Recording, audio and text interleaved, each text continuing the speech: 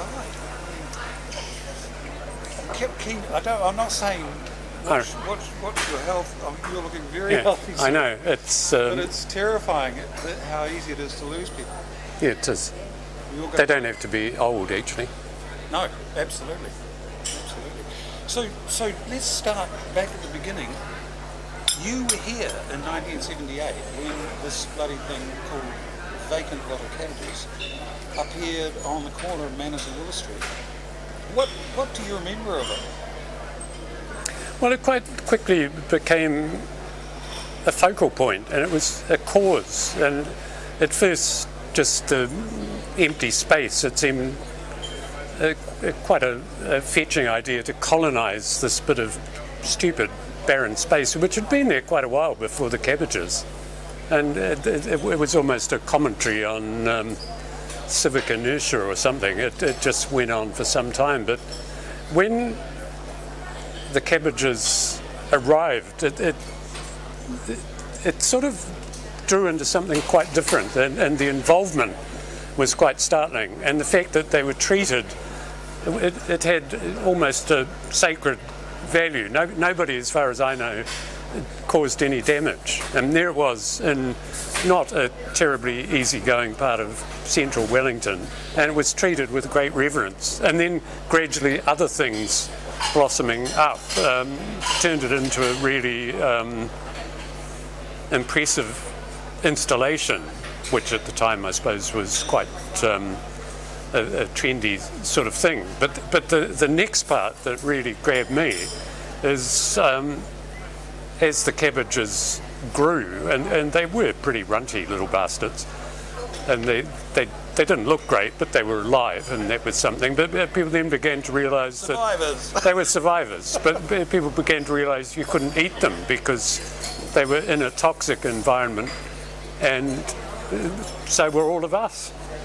And there it was, and that was a hell of a big double banger. Besides all the involvement, it was a civic commentary, it was a community gathering, and it was one of the best environmental reminders that I've ever seen.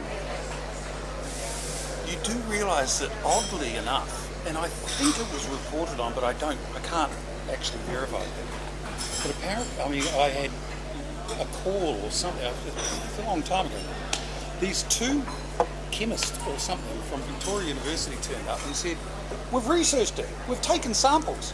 You wash those cabbage leaves and you can eat them. There was no lead in the plants at all." So it's all superficial. Apparently. Well, that's very reassuring. We're only superficially covered in lead. But of course now it's not quite so bad. We're covered in other stuff now. We're covered in, you can only do 30k in that area, so there's even less brake lining in the air. Which is good. I suspect so, yeah. But you're right, I think those words you used, paraphrasing you, that,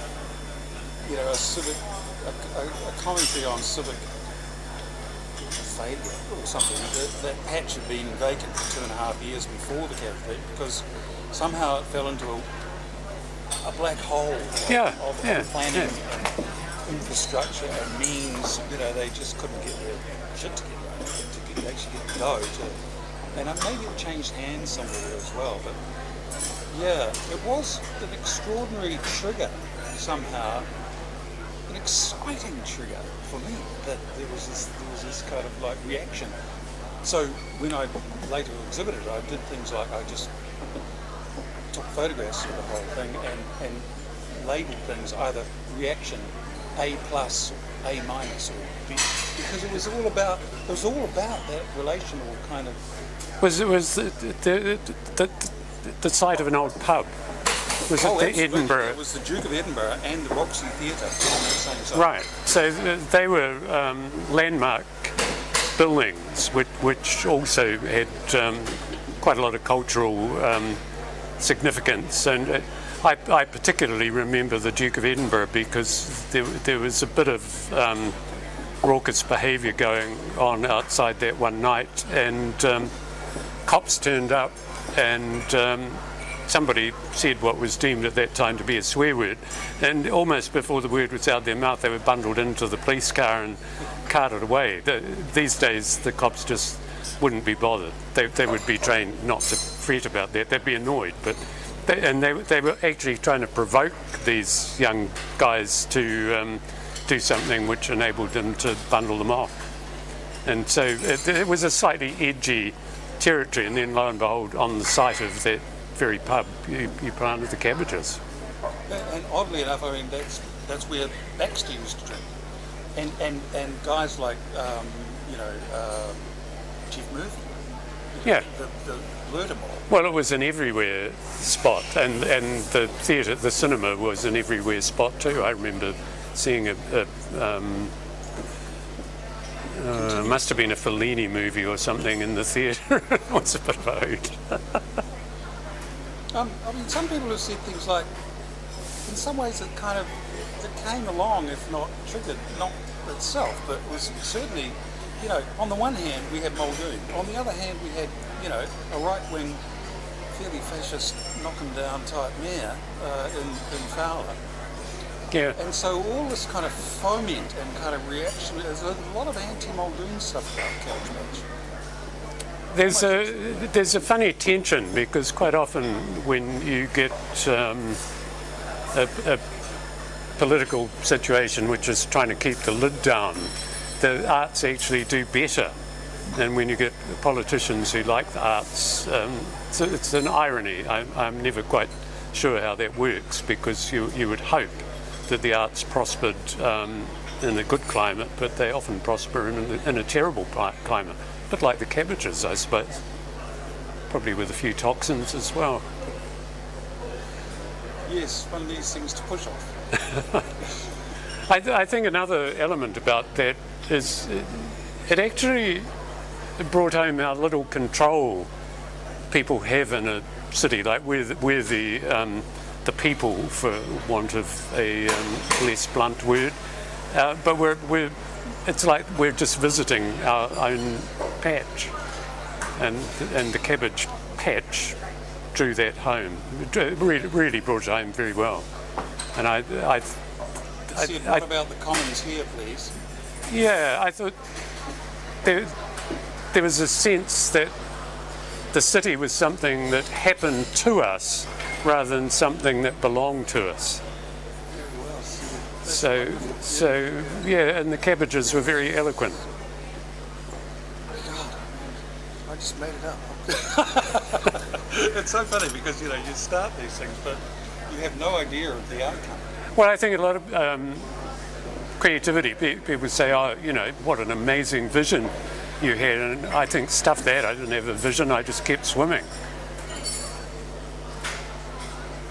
And the cabbages and so on, you get ideas and they grow, and you follow what works, really. And the cabbages deserve to be a legend because they were great. They're just as relevant now. The same crap is still happening. In fact, we're doing it on a planetary scale now. The cabbages were a backyard reminder of what's happening in a city, but they're just as good as a metaphor for the planet.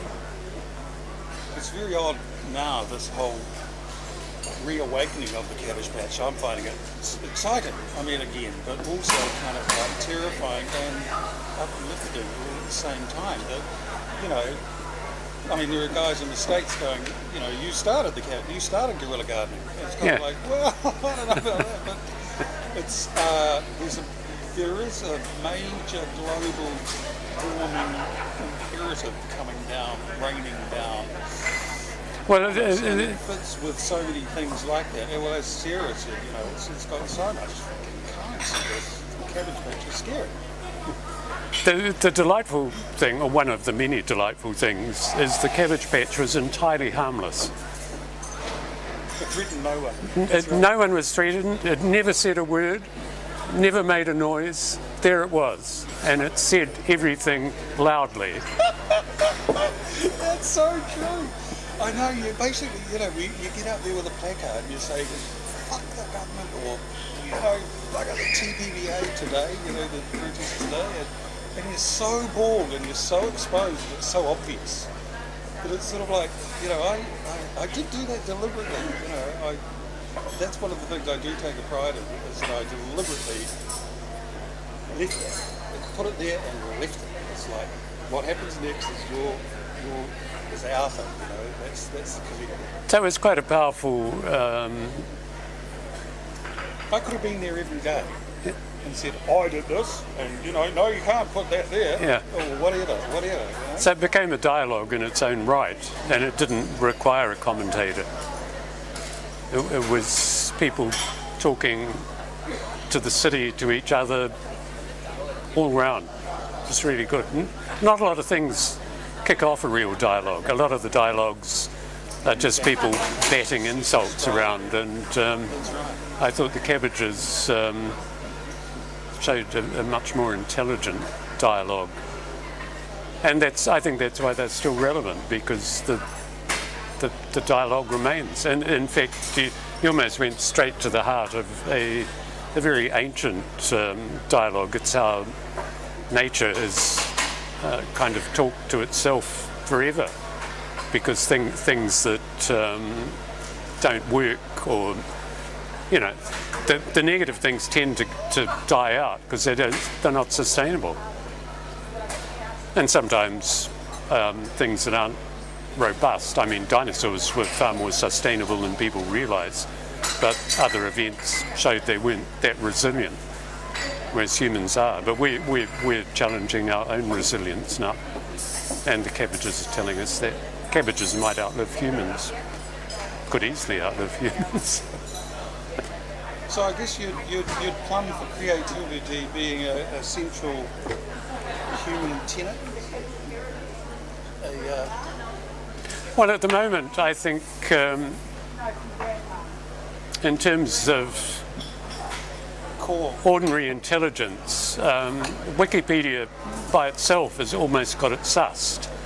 And when computers can beat world champion chess players, you know, the convergent stuff is fairly advanced. You don't even need humans anymore. And I think it's really important for humans to think, what can we do that machines can't do? And I'm not sure that a machine could have thought up doing the cabbages. That seemed to me to be outside the normal scope of mechanical thinking. Right.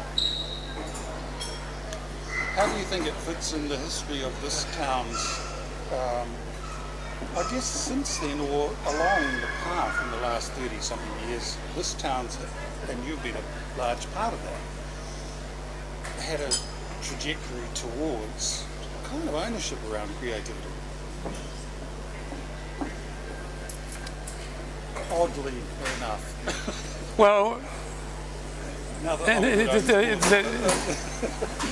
when you talk about Wellington being creative, and they grabbed the, they're using the slogan, you know, creative capital and all that. I think as soon as the whole city starts to do that, there's a real danger that it turns into a commodity, like everything that was getting in the way in the first place. And so you have to pay some attention to the possibility that creativity will be subverted, and that's where the runty cabbages were pretty good. They weren't attractive enough to eat until after the chemical analysis.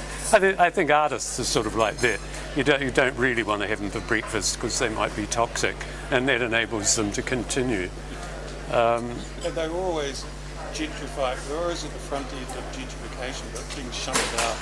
So they just go somewhere else. Yeah, that's right. And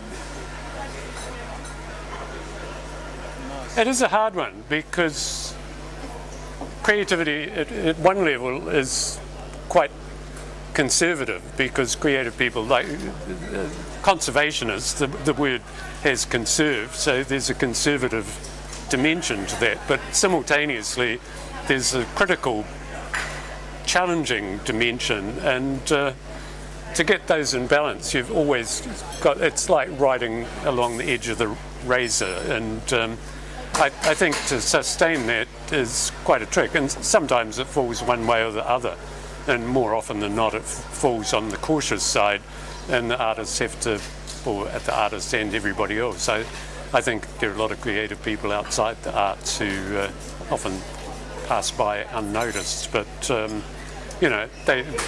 there's a need for a bit of shaking and getting back to the razor's edge instead of being on the conservative side. Yeah, well, it was interesting that, apart from that last week, like in the actual creating of the Cabbage Patch, basically there was no permission, no public funding, and we just did it. And a lot of people said, in the dead of night, it's like the middle of the day, thank you very much, slice, truck full of soil. And I think you're right, a lot of that is missing because now there are so many kids going through art schools, and maybe there's a conservatism that comes out of that. I don't know about your art school. Well, we keep getting this thing about what are your career prospects, how are you going to contribute to the economy. Now, the Cabbages did not make a big economic contribution, but they made a huge social statement, and I think they earned their keep better than a year's worth of ordinary cabbages. They were spectacular, and I think there's a value in that which transcends economic outcomes. And I think at the moment we've become so dollar driven that people forget there are other values. It's like saying, love is $10 a gallon. Well, it's just stupid. It doesn't work like that. And you can't. ACC says Littlefinger has a price. Yes, that's right. And I mean, you can monetize everything, but it becomes somewhat absurd. I have had almost this exact conversation tomorrow. We'll consummate it with Kath Wallace. Do you know Kath Wallace? She runs Eco. Only at a distance. Yeah. Another, economist, right? So we've had a little chat. I'll be talking on record, so to speak, tomorrow about how do you measure these values? Because that's an interesting thing. Like, just say there are 700,000 people doing guerrilla gardening around the Western world as we speak. How do we measure that? I mean, economists know that. They know all this stuff. They know about the volunteer economy, and I don't think our neoliberal leaders want to know much about that. Well, I thought it was interesting very recently when some Maori have declared that their tohunga weren't to be insured. They said they don't have a monetary value. They are treasures. And the big thing is to actually know them. And they didn't go into big details, but if you want to recreate them, you recreate them. But insuring them is meaningless. You can insure them maybe for the price of paying people to put in the time. But the idea that you insure them as a treasure, they felt was somewhat indecent. Interesting. Because it commodifies them.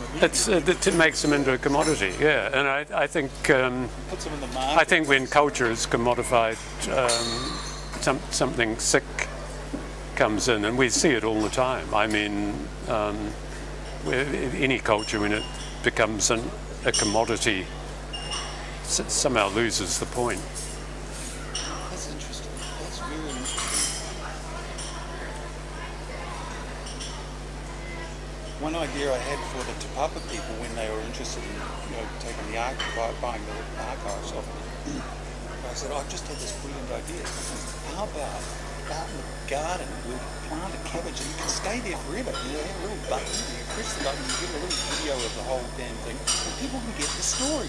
And they like the quickest decision that this bureaucracy's ever made was like seconds. Okay, no. So it obviously touched me. But in a way, I was kind of commodifying it almost as well. But it was sort of like, and actually, they were going, that's a fucking no. Just. So we've had a parallel experience going around the country doing creativity workshops, and we did one at a gallery, and they saw we had paint, and they went into complete spaz mode because they thought their new carpet might get paint on it. And I said, no, we'll put plastic all over the floor. We respect your carpet. It's a tohunga as far as you're concerned, and we'll treat it like that, we'll look after it. They're still terribly worried, but finally they accepted it. In the art gallery, actually having paint was anathema. And these real people coming in, just doing a day's creativity, and for the art. This was an art gallery, and that was scary. The making of art was scary for the art gallery.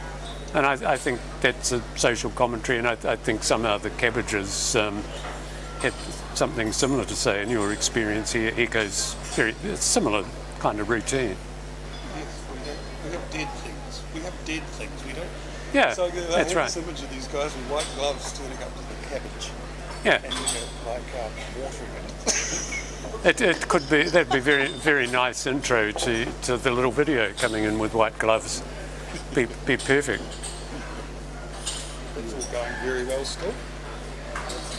Yes. Yes. Because it was very important to me at the time to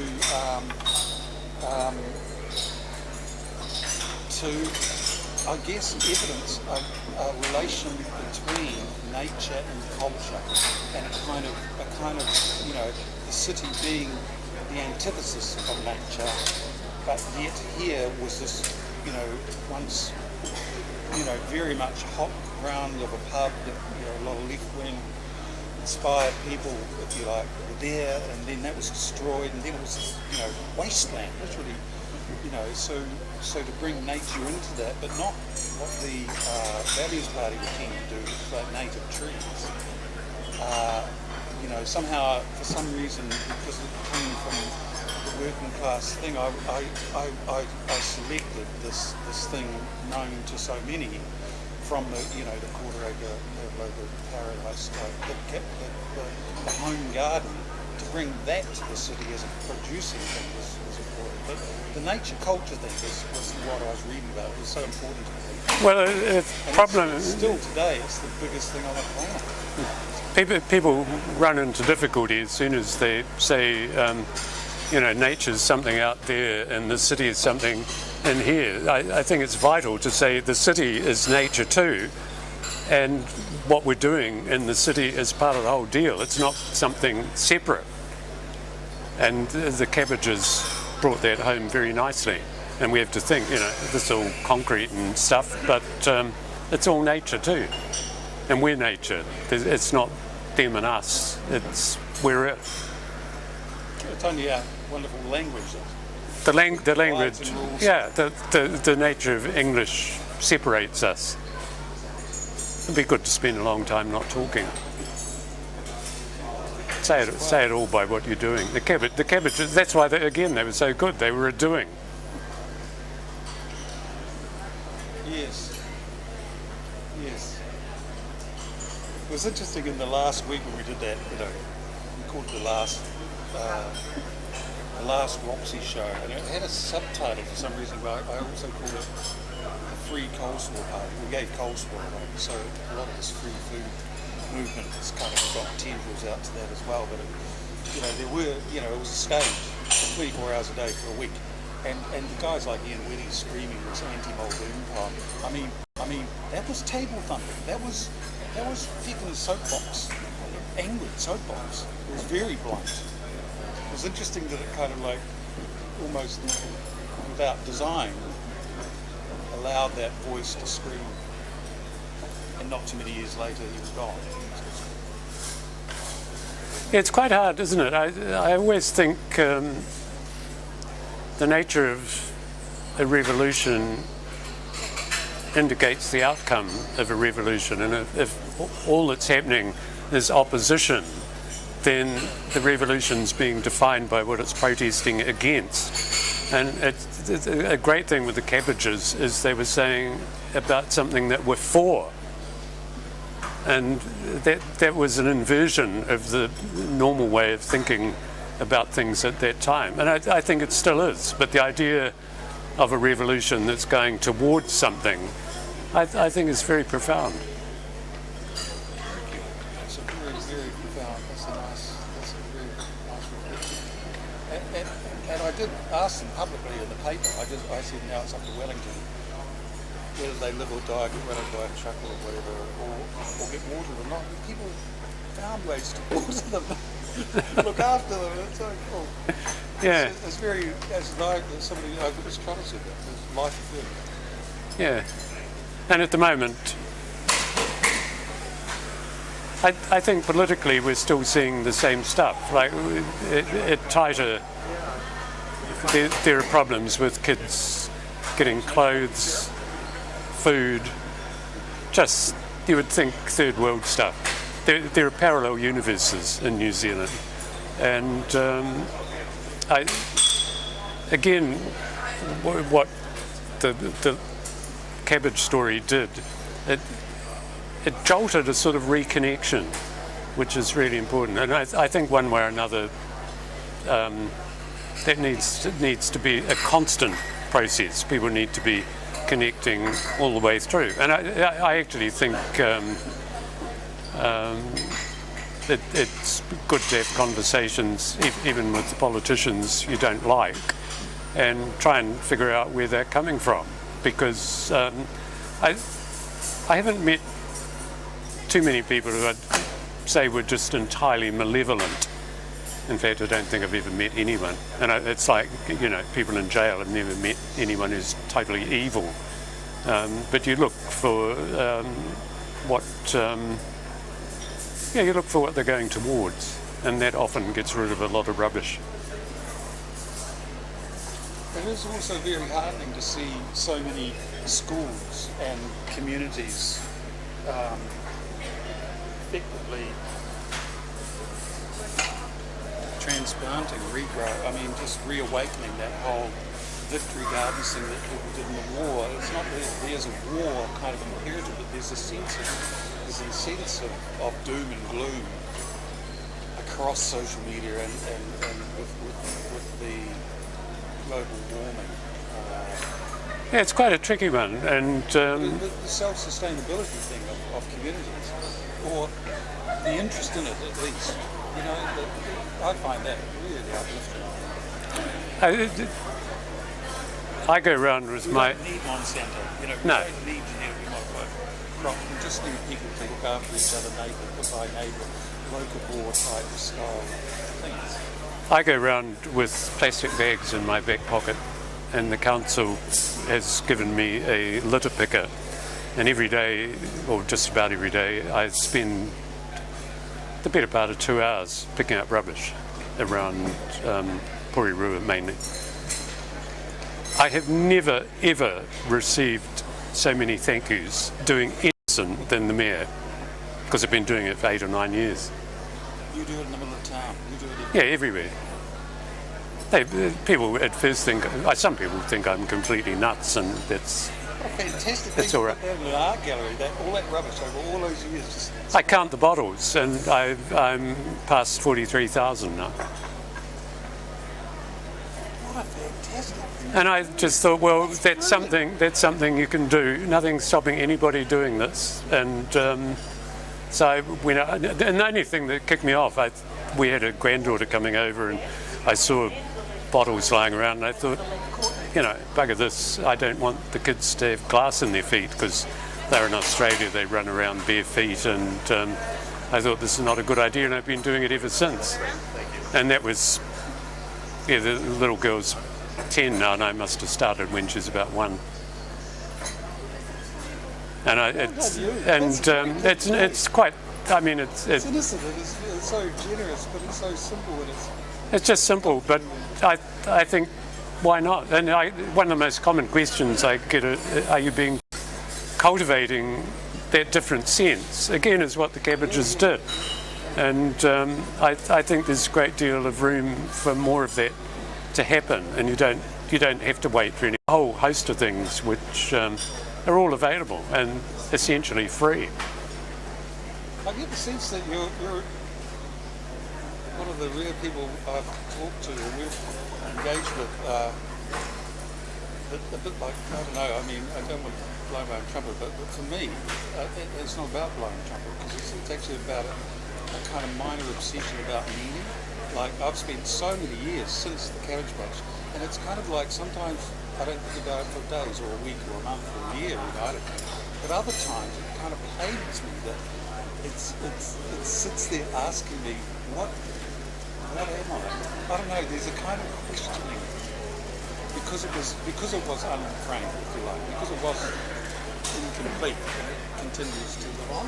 I don't know. So I think sense of meaning's gone down the gurgler, and I think people are scared of meaning at the present time, and that's why dollars have been an easy substitute for meaning, and they're completely meaningless, which is just a tiny bit stupid. But the cabbages are a reminder of connectedness, and I think at a baseline that is a good start to meaning. As soon as you think that everything you do is connected, you're beginning to make progress.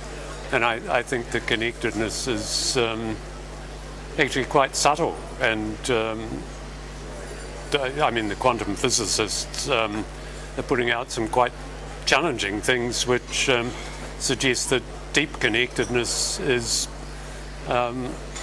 starts to look a bit religious, really. And I think I'm going to get awakened by money, though. Yes, no, that's definitely a large part of its motivation from day one is to just question what the city was, why we have it, and why there isn't a thing like food production here. Thank you very much. It just obviously, contextually, like, what happens if we grow food right here? And that was as simple as it was. I mean, it's an aside, but some of the new high-rises in America in particular are doing that. The inside and outside has been melded together a bit, but they still haven't had much success with the eco-environment, you know, with the testing whether people could survive on Mars or somewhere in an artificial enclosure. It's not so easy. Thank God for that. Why don't we just look after this planet? It's perfect. It's quite a lot to be going on with, isn't it? Oh, really? Yeah. Oh, God, that was fantastic. I don't know if that's enough. How are you feeling? Oh, What other thoughts would you like to contribute? I could go on forever, Barry, but people get bored when you go on forever. Well, you know, if it gets turned into a film, well and good, but if it just sits as an archive, you know, I'm sure I'll be happy about that too. I think it's. I think records are important. I heard on the radio yesterday just a guy who had been in Christchurch and was talking about Christchurch WEA. Yes. And said that Rui Ali had. He might have been their first kind of doing person, and I interviewed him at one stage, so I knew what they were talking about. I'd met him in person, and his history is quite captivating. And Clarence Beebe had been connected with the WEA, and one of their adventures was getting in a Model T, going around the countryside, giving or sharing books with farmers. They had no records. They just lent the books, and at the end of a year, they noted 3 books had disappeared. They never kept any record. They just left the books, went back, collected them, and it was amazing. No bureaucracy, whatever. And they got some funding from the Carnegie Foundation. I thought it was a confluence of the most extraordinary different forces you could imagine. It was like the left and the right somehow coalesced into a community value that worked. And what were they teaching, or what was the books about? Just library books. It was the beginning of the country library service, by accident. And they had no vision that it would be country library service. They just recognised a need and thought, okay, we'd better do something. It was more sane than my rubbish stuff, but it was essentially the same deal. Because I guess, like going back to Cabbage Patch like that, things get honoured and respected when they are perceived to come from a generous spirit, or, they're not trying to take something like a commodity often does from you, or buy coffee, bought it, control it, it's ownership. I think the Cabbage Patch definitely challenged the whole idea of proprietorial ownership of land. I think a huge obstacle is the ego sense, and ego and ownership are totally connected, and as soon as you give away the ego dimension, you start getting into something that's more important, where money and ego are just intertwined, whereas thinking of what has bigger value, your ego has to be put aside, and that's I think that's something people discover rather than get taught. And the Cabbages, that's getting pretty close to an egoless adventure. Ego-driven doing this recording, but it's kind of a job. Well, there's kind of a job. Like if these stories don't get remembered or secured, then the tide of, I don't know, neoliberalism or whatever you want to call it, other tides come in and dominate, and it's kind of like no,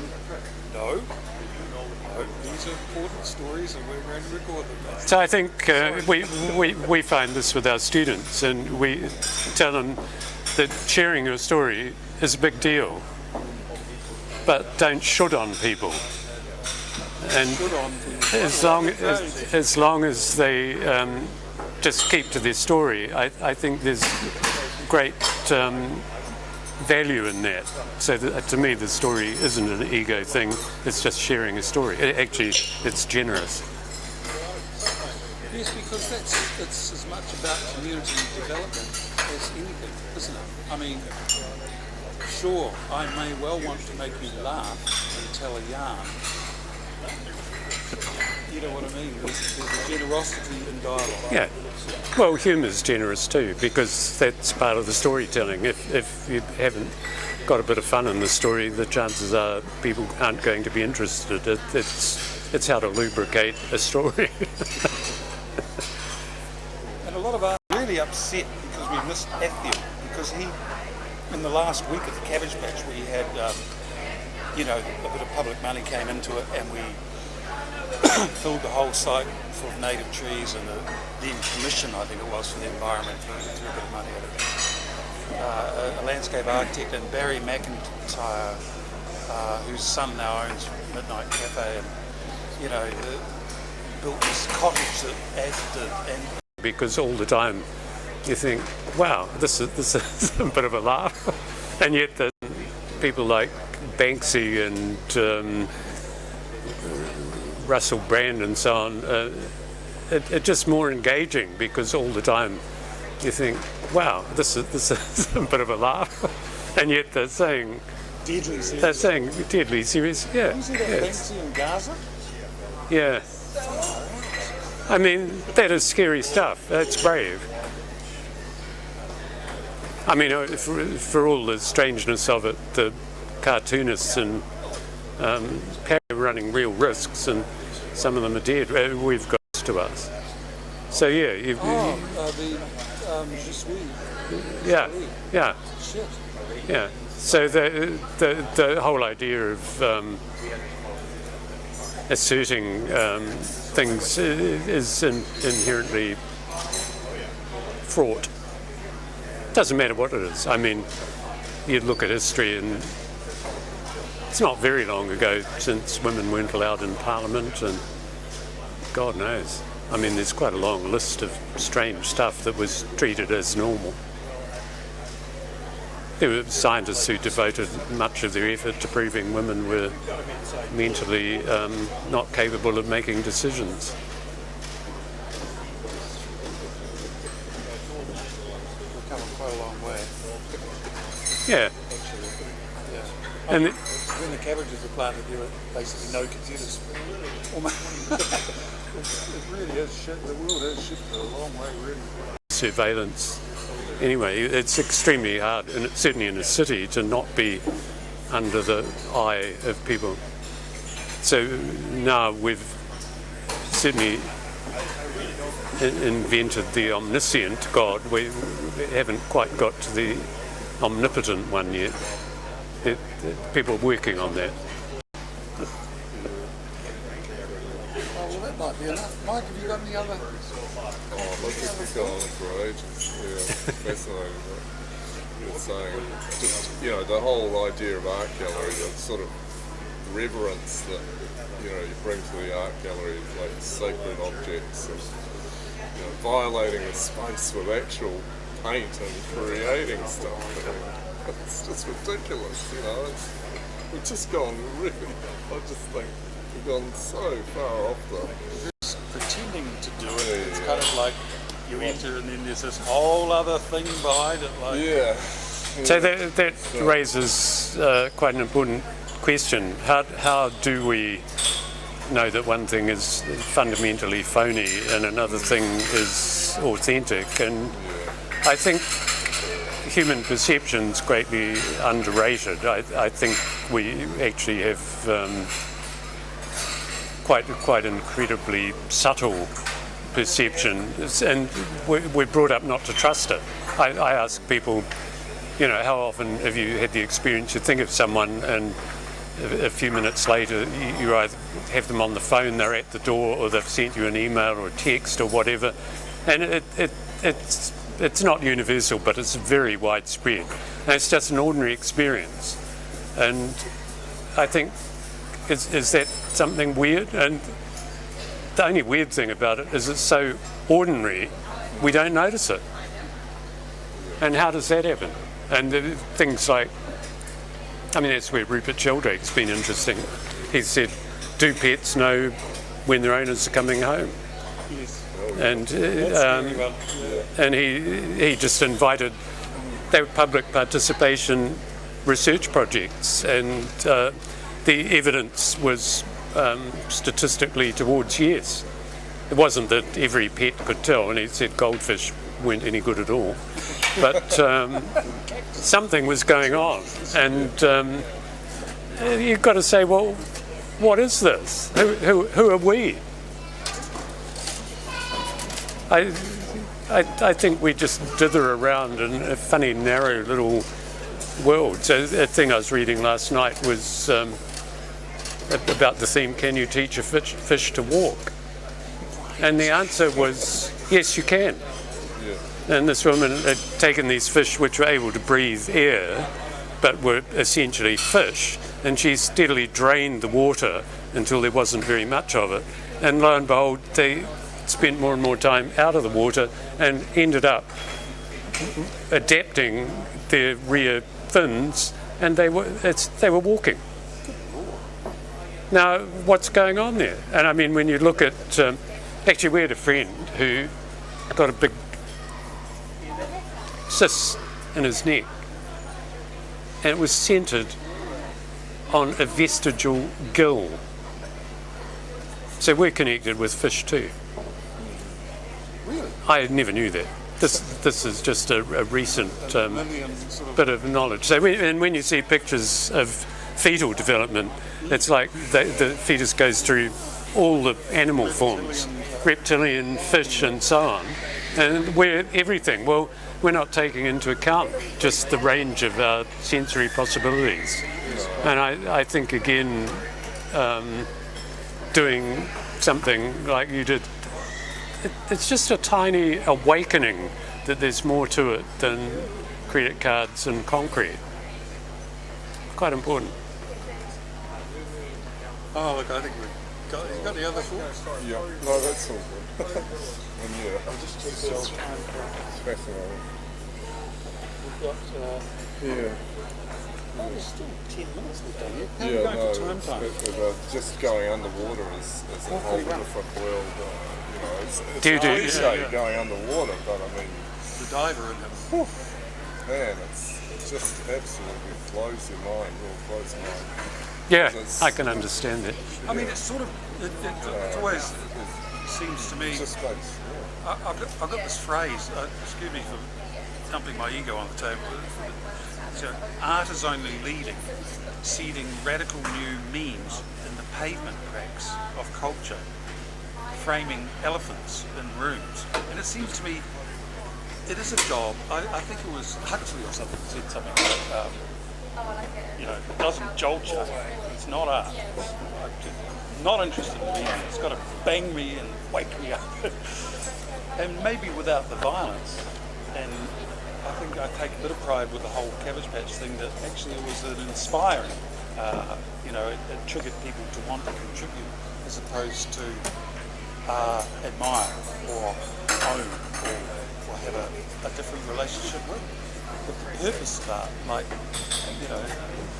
It totally sidestepped the sort of road crash ghoulishness, which I think is one of the themes of some art. It's like the shock value is the only magnet, and the Cabbages weren't into shock value. They were doing something very gentle.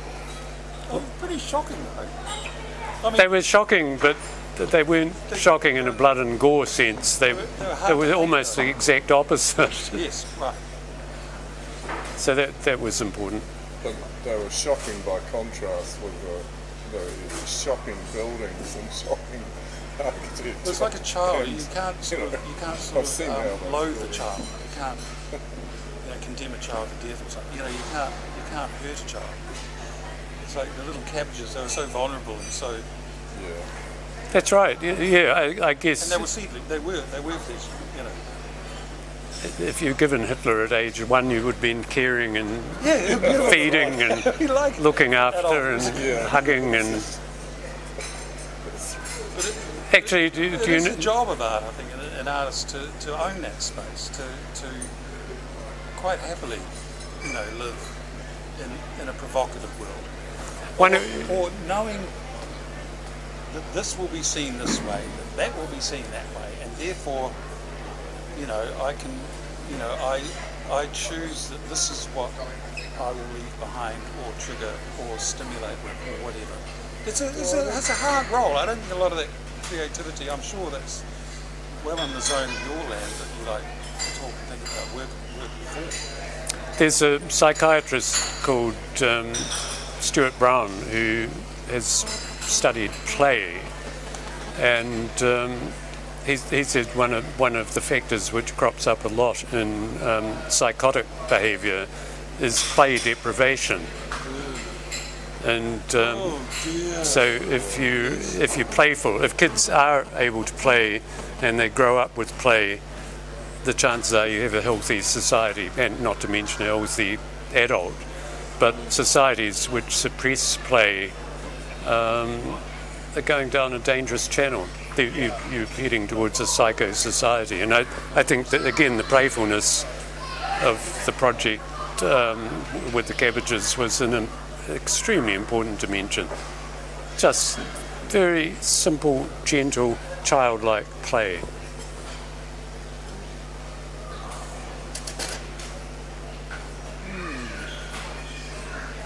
I don't know if we choose the outcomes, because you said Barry that you left it for other people, and you couldn't predict what's going to happen.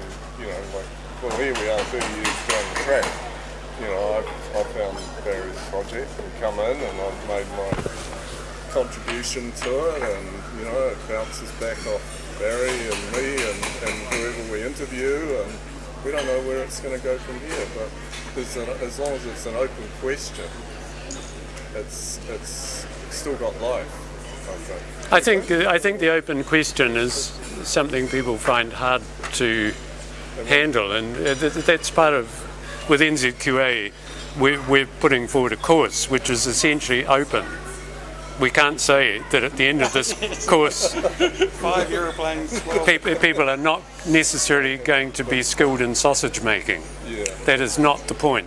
They're going to be skilled in an open-ended process, and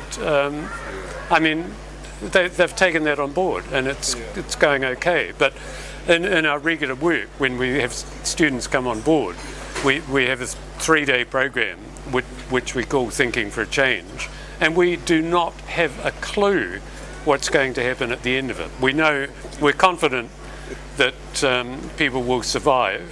We're not confident that everyone will find it joyful. Some will find it a bit scary. It's no different in that case from a lot of adventures. You decide to climb a biggish hill and it can be scary. Go up a mountain, it can be scary. The weather can change. You go swimming, go diving, can be scary. So all of that is possible, but we know the basics are as safe as we can make them, but we don't know what's going to happen. But it's one of the most exhilarating courses we ever do, and it is just out there for excitement. Yeah, it's a bungee jumping. It is sort of a mental bungee jump, and you don't minus the whole bungee idea. You can get that psychological blast without jumping off a bridge. Yeah. And you're meeting yourself, which I mean, the bungee jump, somebody does basically they do that to you, even though you have a certain amount of participation. Where you're creating, you are mostly doing it yourself. Yeah, and you have to go back again and again. Oh, I'm going to go back to the bungee jump and jump off it again to get that experience. And I don't think it's like. Do you think creativity is more kind of a process? It's not like, oh, okay, do the bungee jump, get the experience, and then creativity is more, life-giving or I think. I think in some ways Chinese calligraphy says a lot about creativity, because the goal with the calligraphy is to present these symbols. But the act of making it, and you take your brush and you hold it in a particular way and you go, and unlike Western symbolic work, the idea is the spirit of your chi, is in the mark. And so that joining together is incredible arc of symbol and unique you. And that is quite a thing to do, and it's something the West has tended to sidestep because it's sort of too hard. And yet I think when you embrace those two, something special happens. And to me, the process of creativity is partly discovering the marks which are you. It's not, they don't symbolize you, they are you. And then you go with that you, like you went with the cabbages, and that you're in it. You're not distancing yourself, you're in it. And that's a very natural nature culture, lovely bond in your example of your gestural thing, because it's, I don't know, it's just so kind of organic. Yeah. Like African music or something, as opposed to ordered Germanic. Well, I was quite intrigued by a story from Richard Feynman, who I can't remember the detail, but he saw a Cornell plate going through the air, and on the plate was the Cornell logo, and the plate was spinning. I don't know if it's a cardboard plate or a real one or how it landed, but anyway, it was wobbling and spinning, and he thought the wobble and the spin aren't in sync. I wonder why. And he set out to find why, and won a Nobel Prize for it. It asked him a question. And so just in the ordinary world, this little bit of curiosity to connect and explore and be a part of took him to something which hadn't been discovered prior to. And it was from something so simple. It's no different from when you're underwater, you see stuff which people don't see. We saw in a wobbling plate something which people don't see. I've got to show you this thing. I interviewed a chap down south. His name was Robert, and I always forget his surname. And he's an apiarist. And he looked at this. If you notice, the head goes round with a... He didn't win a Nobel Prize for it, but he exactly had that moment of inspiration where he realised that the head is spinning. Yeah, and it's spinning more if it's up here than down here. Yeah. Because he realised, as a sort of engineer, that the circumference of that circle changes on the angle of this, and therefore he said that's a gear, and he invented this thing called the wobble gear.